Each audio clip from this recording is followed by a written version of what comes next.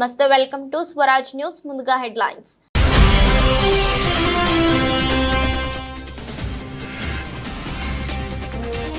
ఆరు కొత్త వందే భారత్ రైళ్లను ప్రారంభించిన ప్రధాని మోదీ. మరో 20,000 మందికి గుడ్ న్యూస్.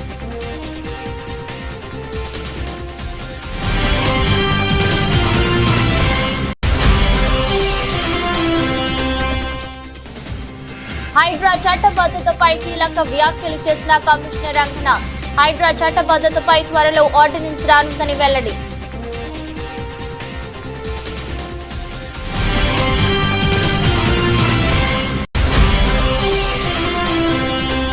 ట్యాంక్ బండ్పై వినాయక నిమజ్జనం లేదంటూ ఫ్లెక్సీలను, బారికేడ్లను, జాలీలను ఏర్పాటు చేసిన పోలీసులు. ప్రభుత్వం వెంటనే నిమజ్జన ఏర్పాట్లు చేయాలని డిమాండ్ చేసిన భాగ్యనగర్ గణేశోత్సవ సమితి నేతలు.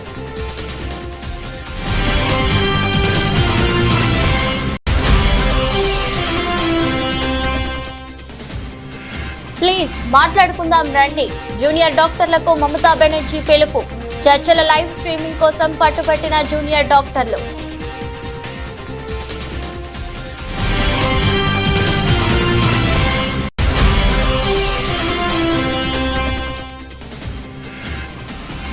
ఎంఎస్ ధోనిపై కీలక నిర్ణయానికి వచ్చిన సిఎస్కే. ఇక అంతా బీసీసీఐ చేతుల్లోనే.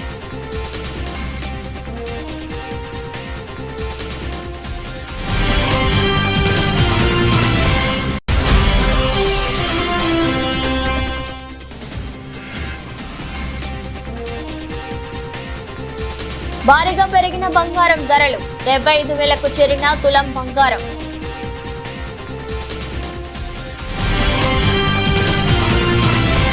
ఈ రోజు వారు కొత్త వందే భారత్ రైలును ప్రధాని మోదీ జెండా ఊపి ప్రారంభించారు. ఈ రైలు నిర్వహణ వల్ల కనెక్టివిటీ, సురక్షిత ప్రయాణం, ప్రయాణికులకు సౌకర్యాలు పెరుగుతాయి. ఈ మేరకు రైల్వే మంత్రిత్వ శాఖ వెల్లడించింది. కొత్త వందే భారత్ రైలు నిర్వహణలతో వాటి సంఖ్య 54 నుంచి 60కి పెరుగుతుందని రైల్వే మంత్రిత్వ శాఖ విడుదల చేసిన ప్రకటనలో పేర్కొంది. ప్రధాని నరేంద్ర మోదీ ఆదివారం జార్ఖండ్ లో 6 కొత్త వందే భారత్ రైళ్లను జెండా ఊపి ప్రారంభించారు. అంతకుముందు ప్రధాని మోదీ జంషెడ్పూర్ పర్యటన రద్దు చేయబడింది. దీని తరువాత ప్రధాని రాంచీ విమానాశ్రయం నుంచి ఆన్లైన్ వివిధ పథకాలను ప్రారంభించారు. భారీ వర్షం కారణంగా ఈ నిర్ణయం తీసుకున్నారు. ఈ కారణంగా రోడ్ షో కూడా రద్దయింది. జార్ఖండ్ ను వేగంగా అభివృద్ధి చేసేందుకు కేంద్ర ప్రభుత్వం కట్టుబడి ఉందని ప్రధాని మోదీ సందర్భంగా తెలిపారు. इस साल झारखंड में रेल इंफ्रास्ट्रक्चर के विकास के लिए 7,000 करोड़ रुपए से ज्यादा का बजट दिया गया है। अगर हम इसकी तुलना 10 साल पहले मिलने वाले बजट से करें तो ये 16 गुना ज्यादा है। रेल बजट बढ़ने का असर आप लोग देख रहे हैं। आज राज्य में नई रेल लाइन्स बिछाने, उनके दोहरीकरण करने और स्टेशनों पर आधुनिक सुविधाएं बढ़ाने का काम तेजी से हो रहा है। आज झारखंड भी उन राज्यों में शामिल हो गया है जहां रेलवे नेटवर्क का 100% इलेक्ट्रिफिकेशन हो चुका है। अमृत भारत स्टेशन योजना के तहत झारखंड के 50 से अधिक रेलवे स्टेशनों का भी कायाकल्प किया जा रहा है। पूर्वी भारत में रेल कनेक्टिविटी के विस्तार से इस पूरे क्षेत्र की अर्थव्यवस्था को मजबूती मिलेगी। इन ट्रेनों से कारोबारियों को, छात्रों को लाभ होगा। इससे यहां आर्थिक और सांस्कृतिक गतिविधियां भी तेज होगी। आप सभी जानते हैं, आज देश और दुनिया से लाखों की संख्या में श्रद्धालु काशी आते हैं। काशी से देवघर के लिए वंदे भारत ट्रेनों की सुविधा होगी तो उनमें से बड़ी संख्या में लोग बाबा वैद्यनाथ के भी दर्शन करने जाएंगे। इससे यहां पर्यटन को बढ़ावा मिलेगा।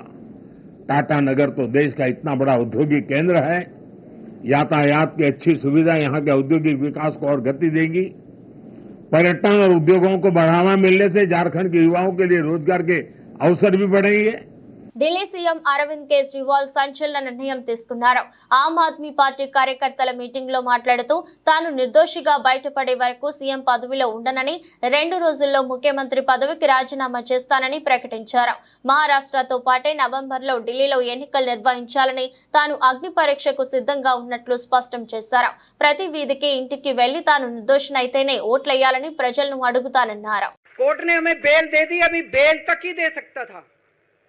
अब ये केस चलेगा। मैंने वकीलों से पूछा, मैंने कहा मेरा दिल कहता है कि जब तक ये मैं कोर्ट से बरी होके ना आ जाऊं तब तक मैं सीएम की कुर्सी पे नहीं बैठूंगा। उन्होंने कहा जी ये 10 साल चलेगा केस।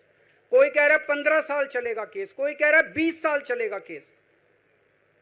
तो केस यह भी लंबा चलेगा। आज कोर्ट जितना कर सकता था, कोर्ट ने हमारे पक्ष में निर्णय लिया है, हमें बेल दे दी। उन्होंने ऐसे कानून में जिसमें बेल मिलनी नामुमकिन होती है, उन्होंने बेल दे दी।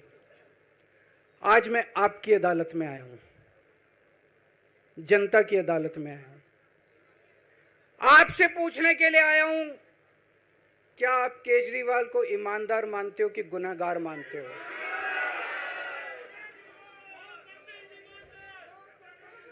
मैं दिल्ली की जनता से पूछना चाहता हूं, मैं देश की जनता से पूछना चाहता हूं कि क्या केजरीवाल ईमानदार है कि गुनहगार है? दोस्तों, 2 दिन के बाद, आज से 2 दिन के बाद मैं सीएम की कुर्सी से इस्तीफा देने जा रहा हूं।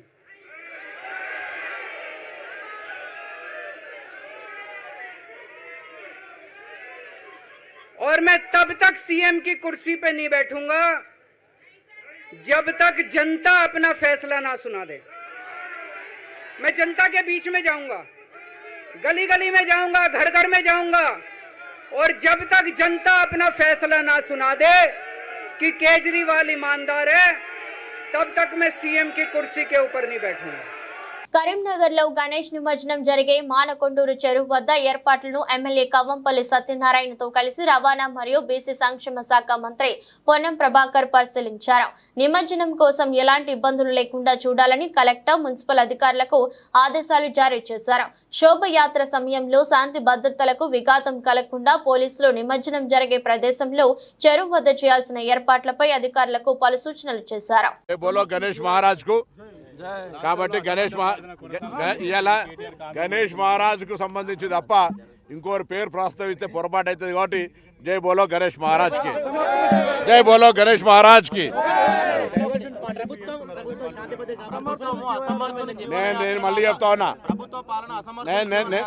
నేను మళ్ళీ చెప్తా ఉన్నా, 10 సంవత్సరాల అధికారంలో ఉన్నోళ్ళు 10 నెలల్లోనే అసహనానికి గురై శాంతి భద్రతలకు భంగం కలిగిందని ప్రజల్లో విశ్వాసం సన్నగిల్లే విధంగా మాట్లాడితే పొరపాటు అవుతుంది. 10 సంవత్సరాలు పరిపాలించారు. ప్రతిపక్షంలో ఉన్నవాడు అధికారంలో ఉన్నవాడి కంటే ఎక్కువగా శాంతి భద్రతలు కాపాడడానికి సహకరించాల్సిన అవసరం ఉంటుంది. కానీ శాంతి భద్రతలు ఉండొద్దు, రాష్ట్రం అల్లకల్లోలం కావాలి, ఘర్షణలకు నిలయం కావాలని కోరుకుంటున్నట్టు అనిపిస్తుంది వాళ్ళు మారు మాట్లాడుతుంటే. ఇదే అంశం మీద శాసనసభలో చర్చ జరిగింది. ఆ రోజు నేను కూడా మాట్లాడినా. హైదరాబాద్ బ్రాండ్ ఇమేజ్కి దెబ్బ తగిలే విధంగా కొంత కుట్ర జరిగేటువంటి విధంగా వ్యాఖ్యలు కనిపిస్తూ ఉన్నాయి. ఫ్రెండ్లీ పోలీస్ అయినా శాంతి భద్రతలకు సంబంధించి ఉక్కు పాదం వేసి కఠినంగా వ్యవహరించాలనే ఆదేశాలు కూడా ఇచ్చాం. నిన్న కూడా 3 రోజుల కింద city police commissioner, Hyderabad collector అందరం కూడా హైదరాబాద్ కలెక్టరేట్లో సమావేశం పెట్టి చెప్పడం జరిగింది. ఈ 17-18 తారీఖు దాకా ఎటువంటి రాజకీయ ప్రకటనలు, సమావేశాలు, ఎటువంటి కార్యక్రమాలు జరగకుండా నిమజ్జనంకు సంబంధించిన దాని మీద ప్రత్యేకమైనటువంటి చర్యలు తీసుకోమని కోరుతా ఉన్నాం. రాజకీయపరమైనటువంటి పార్టీ ఫిరాయింపులకు సంబంధించి న్యాయస్థానంలో ఉంది. ఆ అంశానికి సంబంధించిన న్యాయస్థానము శాసనసభ వేదికగా జరిగే అంశం మీద మీరు ఒకవేళ నిజంగానే రాజకీయపరమైన విమర్శలు చేసుకొని కొట్లాడుకోదలుచుకుంటే వినాయక నిమజ్జనం తర్వాత చేసుకోండి, కొంతసేపు విరామమని కోరుతూ దయచేసి ఎవరు కూడా ఇంక్లూడింగ్ కేటీఆర్తో సహా ఇంక్లూడింగ్ కేటీఆర్తో సహా అందరికీ తెలియజేస్తా ఉన్నాం. దయచేసి నిశ్చింతగా ఉండండి. పరిపాలించే తాకత్ మీ ఒక్కరికే ఉందనుకోవద్దు. కాంగ్రెస్ పార్టీకి వెన్నతో పెట్టిన విద్య పరిపాలించడము, శాంతి భద్రతల్ని కాపాడడం. నేను హైదరాబాద్ ఇన్ఛార్జ్ మంత్రిగా ఉన్నాను. తప్పకుండా శాంతి భద్రతలకు సంబంధించి ఎవరు భంగం కలిగించినా, నా పార్టీ నీ పార్టీ లేదు, ఎవరు ఇచ్చినా బరాబర్ కఠినంగా వ్యవహరించమని ఆదేశాలు ఇచ్చినాం. చూస్తుంటే వాళ్ళ ప్రకటనలు చూస్తుంటే ఎవరికైనా అట్లా అనిపిస్తుంది. 10 ఏళ్ళు పరిపాలించినోడు 10 ఏళ్ళు అదే అవన్నీ జరుగుతాయి. దాన్ని బయట చెప్తారా? ఇంటెలిజెన్స్ రిపోర్టర్ చెప్తాను. ఎప్పుడు ఏ యాక్షన్ తీసుకున్నా తీసుకుందాం. అన్నదాతలకు అతి త్వరలోనే నష్టపరిహారం అందించడానికి రాష్ట్ర ప్రభుత్వం చర్యలు తీసుకుంటుందని, కవలూరులో వరద బాధిత రైతులందరినీ ఆదుకుంటామని మైలవరం శాసనసభ్యులు వసంత వెంకట కృష్ణ ప్రసాద్ పేర్కొన్నారు. జి కొండూరు మండలం కవలూరు గ్రామంలో వరద ప్రభావిత ప్రాంతాల్లో దెబ్బతిన్న పంటలను ఎమ్మెల్యే కృష్ణ ప్రసాద్ మైలవరం నియోజకవర్గ జనసేన పార్టీ ఇన్ఛార్జి అక్కల రామ్మోహనరావు ఆదివారం పరిశీలించారు. ఈ సందర్భంగా ఎమ్మెల్యే కృష్ణప్రసాద్ మాట్లాడుతూ అధికారులు పంట నష్టం వివరాలు నమోదు చేస్తున్నారని పేర్కొన్నారు. గత 200 ఏళ్ల చరిత్రలో ఎన్నడూ లేని విధంగా బుడమేరకు వరద నీరు ఉప్పెనలా వచ్చిందన్నారు. బాధిత రైతులకు ఆదుకోవటానికి ప్రత్యేకంగా చర్యలు చేపట్టారన్నారు.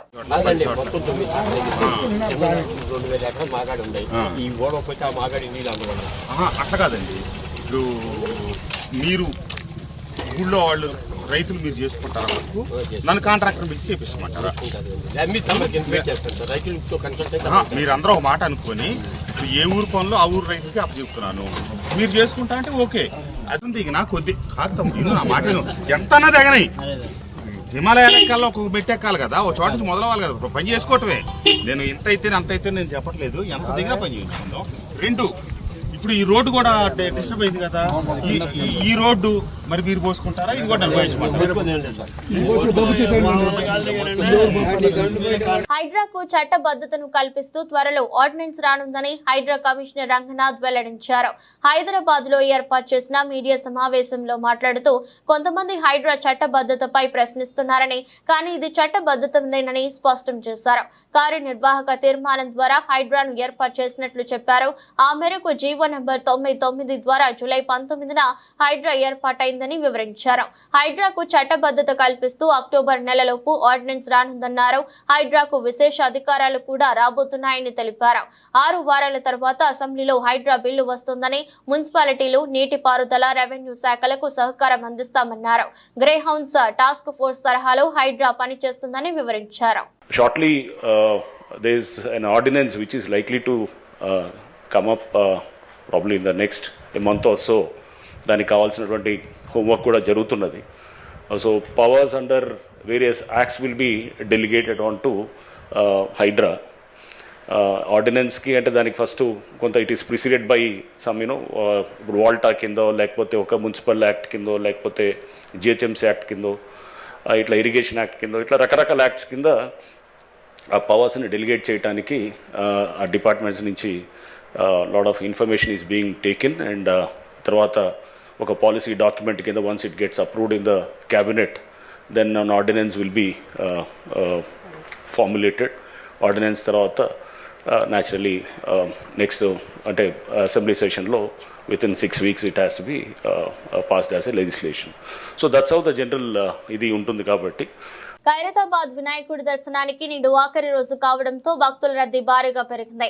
భక్తులు భారీగా చేరుకుని గణనాథుడిని దర్శించుకుంటున్నారు. ఈ సందర్భంగా హర్యానా గవర్నర్ బండారు దత్తాత్రేయ గణనాథుడిని దర్శించుకున్నారు. ఈ సందర్భంగా ఉత్సవ కమిటీ సభ్యులు ఆయనను సన్మానించారు.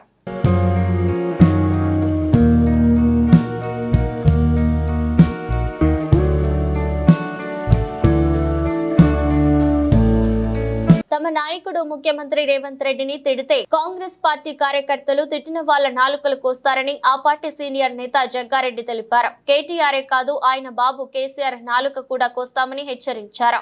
రేవంత్ పై కేటీఆర్ తీవ్ర వ్యాఖ్యలు చేసిన నేపథ్యంలో జగ్గారెడ్డి ఈ మేరకు స్పందించారు. ప్రశాంతంగా ఉన్న హైదరాబాద్ ను చెడగొట్టాలని చూస్తున్నారంటూ బీఆర్ఎస్ పై మండిపడ్డారు. వినాయక నిమజ్జనం కార్యక్రమాన్ని డిస్టర్బ్ చేయాలని బీఆర్ఎస్ ప్రయత్నిస్తుందని విమర్శించారు. పోలీసులు వినాయక నిమజ్జనం బందోబస్తు చూసుకోవాలా లేక బీఆర్ఎస్ నేతల పంచాయతీ చూసుకోవాలని ప్రశ్నించారు. అరకెప్పుడు గాంధీ కౌశిక్ రెడ్డిల గొడవ ఆ పార్టీ అంతర్గత వ్యవహారమని అన్నారు. హరీష్ రావు నీకు సిగ్గుందా అని జగ్గారెడ్డి ప్రశ్నించారు. తెలంగాణ ఏర్పడిన 10 ఏళ్ల తర్వాత ప్రాంతీయ తత్వాన్ని ఎందుకు రెచ్చగొడుతున్నారని మండిపడ్డారు. కేసీఆర్ తాతలు విజయనగరం నుంచి వచ్చారని చెప్పారు. అధికారం పోయిన తర్వాత కేటీఆర్ కు బీఆర్ఎస్ నేతలకు ఏమీ అర్థం కావడం లేదని, అందుకే రోడ్లపై పడుతున్నారని ఎద్దేవా చేశారు. ముఖ్యమంత్రి ఎవరన్నా కాంగ్రెస్ పార్టీ ముఖ్యమంత్రి పనికిమాలన్నా నాలుగే కోసేస్తాం మళ్ళీ వస్తారంటే. పనికిమాల అంటే కేటీఆర్ ఉండని వాళ్ళు అయ్యి ఉండని కాంగ్రెస్ కార్యకర్తలు ఎందుకు రెచ్చగొడుతున్నాడు? ఎందుకు కొట్లాడుతున్నారు? ఎందుకు రెచ్చగొడుతున్నారు మీరు కాంగ్రెస్ పార్టీ కార్యకర్తలను? ఏం అవసరం వచ్చింది మీకు? ఇది అవసరమా మీకు ఇదంతా? ఏదైనా పబ్లిక్ ఇష్యూల మీద ఉంటే గవర్నమెంట్ ఉంది, మాట్లాడండి. అసలు చెప్తా ఆగండి. ఇప్పుడు సబ్జెక్టు ఇది కేసీఆర్, కేటీఆర్, హరీష్ రావు సబ్జెక్ట్ ఇదంతా. ఇప్పుడు ఇంకేమైనా డౌట్లా? నేను నాలుగే మా కార్యకర్తలు రెచ్చిపోయి కొయ్యగలరు అని చెప్తున్నా.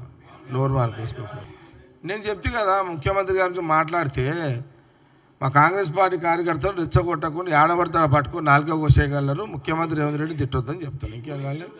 శ్రీకాకుళం జిల్లా ల్యాబ్ టెక్నీషియన్ అసోసియేషన్ ద్వారా విజయవాడ వరద బాధితుల సహాయార్థం 20,000 రూపాయలు సేకరించి ముఖ్యమంత్రి సహాయ నిధికి అందజేసేందుకు చెక్కు రూపంలో శ్రీకాకుళం శాసనసభ్యులు గొండు శంకర్ కు ఆదివారం ఉదయం శ్రీకాకుళంలో ల్యాబ్ టెక్నీషియన్ అసోసియేషన్ సభ్యులు అందజేశారు. ఈ సందర్భంగా శాసనసభ్యులు ల్యాబ్ టెక్నీషియన్ సభ్యులకు అభినందించారు. కార్యక్రమంలో పలువురు ల్యాబ్ టెక్నీషియన్ ప్రతినిధులు, తెలుగుదేశం నాయకులు పాల్గొన్నారు. విజయవాడ వరద బాధితుల కోసం lab technician welfare association Srikakulam వారు స్థాయిలో వారు కలెక్ట్ చేసి ఇవ్వడం చాలా అభినందనీయం. వారికి నా యొక్క హృదయపూర్వక అభినందనలు తెలియజేసుకుంటూ, ఇలాంటి విపత్తు కార్యక్రమాలు వచ్చినప్పుడు మనందరం మానవతా దృక్పథంతో ఆదుకోవాల్సిన బాధ్యత మనందరిపై ఉంది. ఈ సందర్భంగా మీరందరూ ముందుకు వచ్చి ఈ ఆర్థిక సహాయం చేసినందుకు మీ అందరికీ హృదయపూర్వక ధన్యవాదాలు, కృతజ్ఞతలు తెలియజేసుకుంటూ నమస్కారం. హుస్సేన్ సాగర్ లో వినాయక నిమజ్జనాలకు అనుమతి లేదంటూ ఫ్లెక్సీలు వెలిశాయి. ట్యాంక్ బండ్ మార్గంలో జీహెచ్ఎంసీ, హైదరాబాద్ పోలీసుల పేరుట ఈ ఫ్లెక్సీలను ఏర్పాటు చేశారు. హైకోర్టు ఆదేశాల మేరకు సాగర్ లో విగ్రహాల నిమజ్జనాలకు అనుమతి లేదని అందులో పేర్కొన్నారు. ట్యాంక్ బండ్ పై వినాయక నిమజ్జనం లేదంటూ ఫ్లెక్సీలను, బారికేడ్లను, జాలీలను పోలీసులు ఏర్పాటు చేశారు. దీంతో ప్రభుత్వ తీరుపై భాగ్యనగర్ గణేష్ ఉత్సవ సమితి ఆగ్రహం వ్యక్తం చేసింది. అనంతరం భాగ్యనగర్ గణేష్ ఉత్సవ సమితి నేతలు జాలీలను తొలగించి వినాయకుని నిమజ్జనం జరిపారు. ప్రభుత్వం వెంటనే ట్యాంక్ బండ్పై గణేష్ నిమజ్జన ఏర్పాట్లు ఈ రోజు మధ్యాహ్నం వరకు చేయాలని వారు డిమాండ్ చేశారు. లేదంటే రేపు హైదరాబాద్ వ్యాప్తంగా ఆందోళన చేసి నగరాన్ని స్తంభింపచేస్తామని, ఎక్కడికక్కడ మండపాల్లో వినాయకులను అదే విధంగా ఉంచుతామంటూ ప్రభుత్వాన్ని భాగ్యనగర్ గణేష్ ఉత్సవ సమితి నేతలు హెచ్చరించారు. మధ్యాహ్నం లోపట ఇక్కడ ఏర్పాట్లు గిన ప్రారంభం కాకపోతే సాయంత్రం మా కమిటీ ఉన్నది.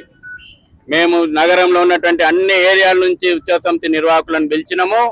రేపు పెద్ద ఎత్తున నగరం లోపల ఆందోళన కార్యక్రమానికి నగరం స్తంభింపజేస్తాము.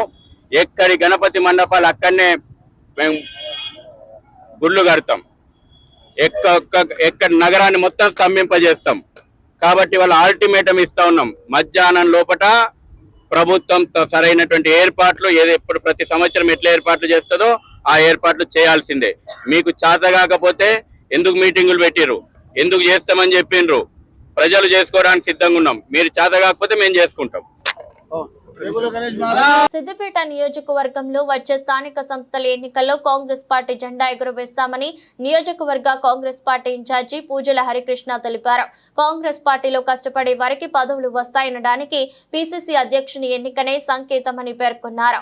సిద్దిపేట నియోజకవర్గ కాంగ్రెస్ పార్టీ ఇన్ఛార్జ్ పూజల హరికృష్ణ ఆధ్వర్యంలో రాష్ట్ర కాంగ్రెస్ పార్టీ పిసిసి అధ్యక్షులు ప్రమాణ స్వీకార కార్యక్రమానికి నాయకులు తరలి వెళ్లారు. సిద్దిపేటలో కాంగ్రెస్ పార్టీని మరింత బలోపేతం చేస్తామని హరికృష్ణ తెలిపారు. తెలంగాణ కాంగ్రెస్ పార్టీకి నూతన రథసారథి యువకులు మహేష్ కుమార్ గౌడ్ గారి పదవీ బాధ్యతలు హైదరాబాద్లో గాంధీ భవన్లో జరుగుతున్న సందర్భంగా సిద్దిపేట కాంగ్రెస్ పార్టీ నుంచి కాంగ్రెస్ పార్టీ శ్రేణులు మండల స్థాయి నుంచి పట్టణ స్థాయి నుంచి ప్రతి ఒక్కరూ పెద్ద స్థాయిలో ఈరోజు హైదరాబాద్కు తరలి వెళ్లడం జరుగుతూ ఉంది. మహేష్ కుమార్ గౌడ్ నియామకమైన తర్వాత సిద్దిపేట కాంగ్రెస్ పార్టీలో యువకుల్లో ఎన్ఎస్ఏ యువజన కాంగ్రెసుల్లో ప్రతి ఒక్కరికి ఒక నూతన ఉత్తేజం వచ్చింది.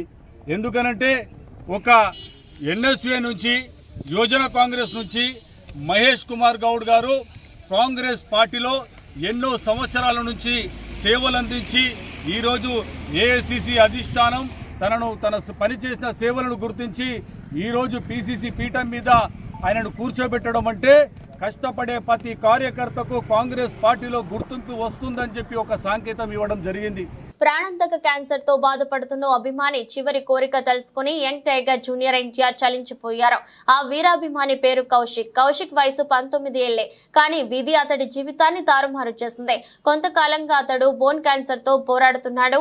ఇటీవల ఆ కుర్రాడి తల్లిదండ్రులు తిరుపతిలో మీడియా ముందుకు వచ్చి తమ కుమారుడి చివరి కోరిక ఏంటో చెప్పారు. చనిపోయేలాగా ఎన్టీఆర్ దేవర సినిమా చూడాల్సిందన్నదే తమ కుమారుడి ఆఖరి కోరికని, దేవర సినిమా చూసేంత వరకైనా తనను బతికించాలని తమ కుమారుడు డాక్టర్లను వేడుకుంటున్నాడని చెప్పి ఆ తల్లిదండ్రులు బోరున విలపించారు. కాగా తన అభిమాని పరిస్థితి తెలుసుకున్న జూనియర్ ఎన్టీఆర్ వెంటనే స్పందించారు.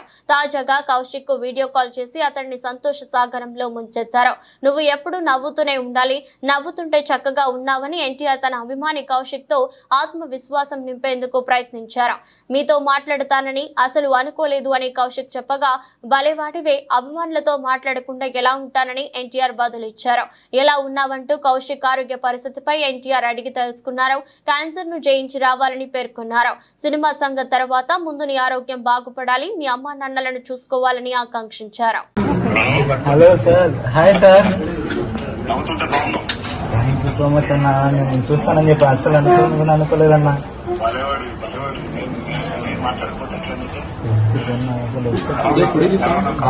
బాగుండన్న, మన ధైర్యంగా ఉందన్న, ఏం ప్రాబ్లం లేదు. త్వరగా ట్రీట్మెంట్ తీసుకుని తొందరగా బయటకు వస్తాను.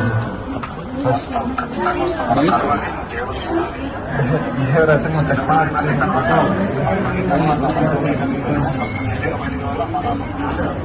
ఖచ్చితంగా వస్తాను.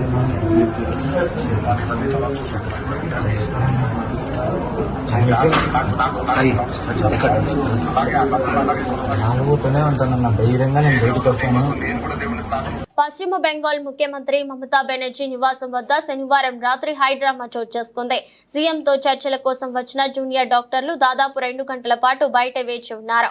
సీఎంతో తమ చర్చలు లైవ్ స్ట్రీమింగ్ జరగాలని వారు పట్టుబట్టారు. దీనికి అధికార యంత్రాంగం ఒప్పుకోకపోవడంతో వారు వెనుదిరిగారు. అంతకుముందు జూనియర్ డాక్టర్ల ప్రతినిధి బృందానికి సీఎం మమతా బెనర్జీ పలుమార్లు విజ్ఞప్తి చేశారు.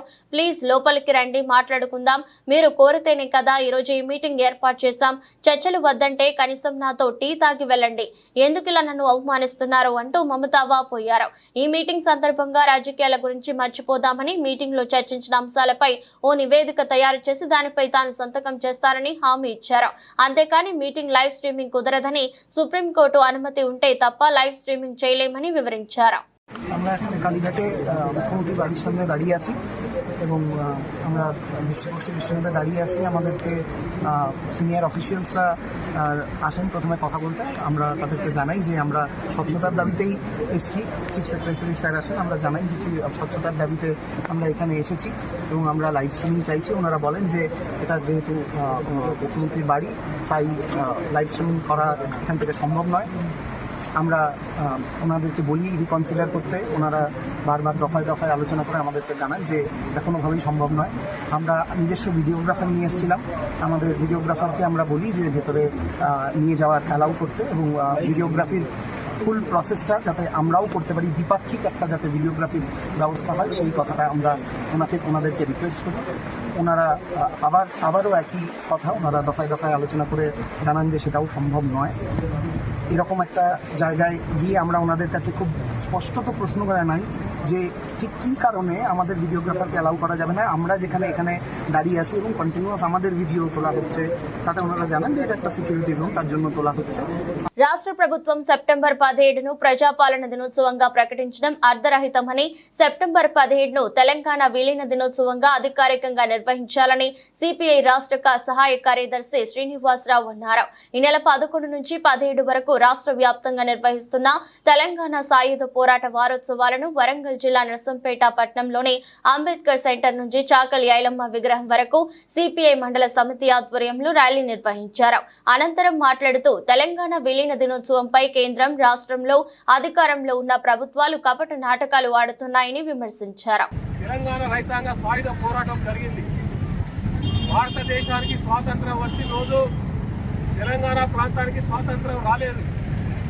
తెలంగాణ ప్రాంతంలో నిజాం నవాబు ఈ ప్రాంతాన్ని పరిపాలించి ఈ ప్రాంతం ఒక ప్రత్యేక దేశంగా ఉంచుకుంటారని చెప్పి, లేదంటే ఈ ప్రాంతాన్ని పాకిస్తాన్లో కలుపుతారని చెప్పి రకరకాల అభిప్రాయంతో ఉన్నప్పుడు ఈ ఈ ప్రాంతంలో మరి ఏదైతే నిరంకుశత్వం కొనసాగుతా ఉన్నదో దాన్ని అంతమొందించాలనేటువంటి లక్ష్యంతో ఈ ప్రాంతాన్ని భారతదేశం లోపల విలీనం చేయాలి అనేటువంటి లక్ష్యంతో 1945 సెప్టెంబర్ 11వ తారీఖు నాడు ముగ్ధం మొయినుద్దీన్, జావి నారాయణ రెడ్డి, బద్దమెల్లారెడ్డి వీరు సాయుధ పోరాటానికి పిలిపిస్తే ఈ ప్రాంతం లోపల గ్రామాన వెట్టి చాకిరికి వ్యతిరేకంగా మరి నిజాం నిరంకుశత్వానికి వ్యతిరేకంగా ప్రతి ఒక్కరూ కూడా పోరాటం చేసి దాదాపుగా 4,500 మంది కమ్యూనిస్ట్ పార్టీ కార్యకర్తలు, ప్రజలు అమరులై ఈ ప్రాంతాన్ని విముక్తి చేయడం జరిగింది. ఈ ప్రాంతాన్ని భారతదేశం లోపల విలీనం చేసినటువంటిది 1948 సెప్టెంబర్ 17వ తారీఖు నాడు తెలంగాణ ప్రాంతం భారతదేశం లోపల విలీనమైంది. అంటే ఈ ప్రాంతానికి స్వాతంత్రం వచ్చింది సెప్టెంబర్ 17, 1948. కానీ ఈ చరిత్రను ఈరోజు ఉన్నటువంటి పాలకులు, గత పాలకులు ఈ చరిత్రను విస్మరిస్తూ ఉన్నారు. ఈ చరిత్రను కొంతమంది వక్రీకరిస్తూ ఉన్నారు. తదుపరి ఐపీఎల్ సీజన్ కు ముందు ఆటగాళ్ల మెగా వేలం జరగనుండటంతో బీసీసీఐ ఇందుకు సంబంధించిన కసరత్తులు చేస్తోంది. ముఖ్యంగా ఆటగాళ్ల రిటెన్షన్ సంఖ్యపై వివిధ ఫ్రాంచైజీలు చేసిన సూచనలను ఐపీఎల్ పాలక మండలి పరిశీలిస్తోంది. కొన్ని ఫ్రాంచైజీలు గరిష్టంగా 8 మంది ఆటగాళ్లను రిటైన్ చేసుకోవడానికి అవకాశం ఇవ్వాలని కోరాయి. అయితే కొన్ని ఫ్రాంచైజీలు మాత్రం ఒక ఆటగాడిని కూడా నిలుపుదల చేసుకోవడానికి ఆసక్తి చూపలేదని తెలుస్తోంది. మొత్తంగా చూస్తే 5 నుంచి 6 మంది ఆటగాళ్లను రిటైన్ చేసుకునేందుకు బీసీసీఐ అవకాశం ఇవ్వవచ్చనే ఊహాగానాలు వెలువడుతున్నాయి. దీనిపై బీసీసీఐ ఇంతవరకు అధికారిక ప్రకటన ఏమీ చేయలేదు. నిజానికి ఆగస్టు చివరి నాటికి రిటైన్ ఆటగాళ్ల సంఖ్యపై ప్రకటన చేయాల్సి ఉన్నప్పటికీ సెప్టెంబర్ చివరి వరకు వేచి చూడాలని భావిస్తున్నట్టు సమాచారం. రిటైర్ అయిన ఆటగాళ్లను అన్క్యాప్డ్ గా వర్గీకరించాలంటూ వచ్చిన విజ్ఞప్తిని పరిశీలిస్తుండటమే ఈ జాప్యానికి కారణంగా ఉన్నట్టు తెలుస్తోంది. దేశంలో గత కొన్ని రోజులుగా బంగారం, వెండి ధరల్లో హెచ్చుతగ్గులు కనిపిస్తున్నాయి. ఈ క్రమంలోనే బంగారం, వెండి ధరలు మళ్లీ పుంజుకున్నాయి. అంతర్జాతీయ మార్కెట్లో కొనసాగుతున్న ధోరణుల నేపథ్యంలో బంగారం, వెండి ధరల్లో హెచ్చుతగ్గులు కనిపిస్తున్నాయి. ఈ క్రమంలోనే బంగారం, వెండి ధరలు మళ్లీ పుంజుకున్నాయి. దీంతో హైదరాబాద్, విజయవాడలో 24 క్యారెట్ల బంగారం ధర 10 గ్రాములకు ఉదయం 6:25 నాటికి 430 పెరిగి 74,890కి చేరగా 22 క్యారెట్ల పసిడి ధర 10 గ్రాములకు 68,650కి చేరుకుంది. మరోవైపు దేశ రాజధాని ఢిల్లీలో 22 క్యారెట్ల 10 గ్రాముల బంగారం ధర 68,880కి చేరుకోగా 22 క్యారెట్ల బంగారం ధర 10 గ్రాములకు 75,040 స్థాయికి చేరుకుంది. ఇక వెండి ధర కూడా కేజీకి ఏకంగా 2,400 రూపాయలు పెరిగింది. వార్తలు ముగించే ముందు మరోసారి హెడ్లైన్స్.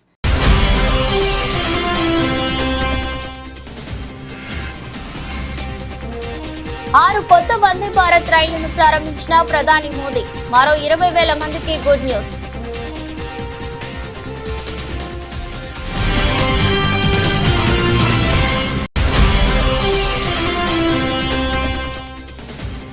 హైడ్రా చట్టబద్ధతపై కీలక వ్యాఖ్యలు చేసిన కమిషనర్ రంగనాథ్. హైడ్రా చట్టబద్ధతపై త్వరలో ఆర్డినెన్స్ రానుందని వెల్లడి.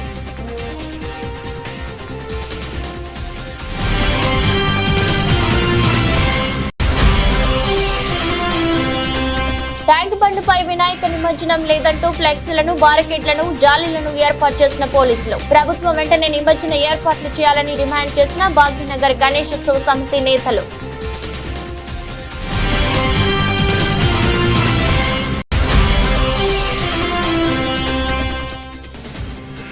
ప్లీజ్ మాట్లాడుకుందాం రండి.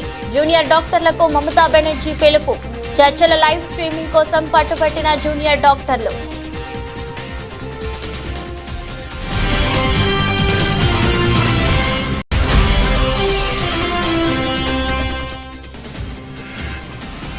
ఎంఎస్ ధోనిపై కీలక నిర్ణయానికి వచ్చిన సిఎస్కే. ఇక అంతా బీసీసీఐ చేతుల్లోనే.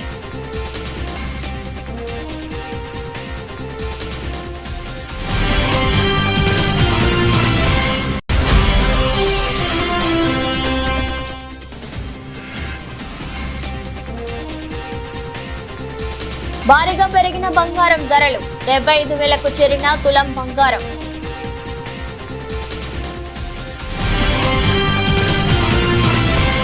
ఇది రోజు బులెటిన్. మరో బులెటిన్లో మళ్ళీ కలుద్దాం. అంతవరకు సెలవు. నమస్కారం.